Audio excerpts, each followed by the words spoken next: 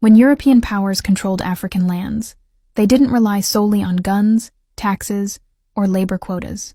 They understood that lasting power comes from shaping minds and controlling culture. Education became a tool of influence.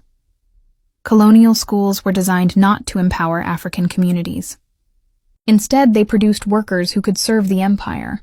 Curriculums focused on reading, writing, and arithmetic, but framed within European perspectives. History lessons ignored African achievements. Languages were replaced. Local knowledge and governance systems were dismissed as primitive. Religion followed the same logic. Missionaries spread Christianity with zeal, often working hand in hand with colonial authorities. Conversions were framed as salvation, but they also reinforced obedience. Traditional beliefs and practices were labeled pagan. Communities were pressured to adopt European ways of life, undermining cultural continuity. Culture itself became a battlefield. Festivals, art, music, and storytelling, once central to identity, were either banned, censored, or co-opted.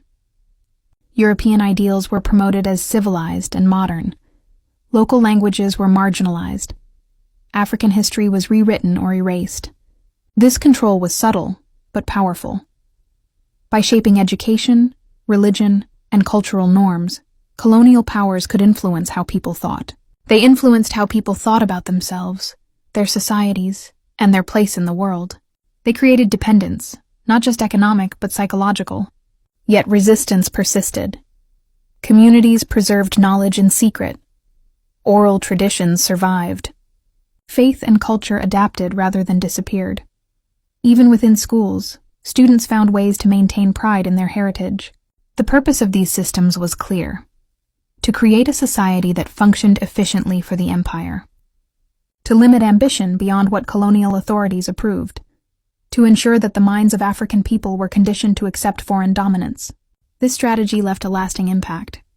Generations grew up learning that European knowledge was superior.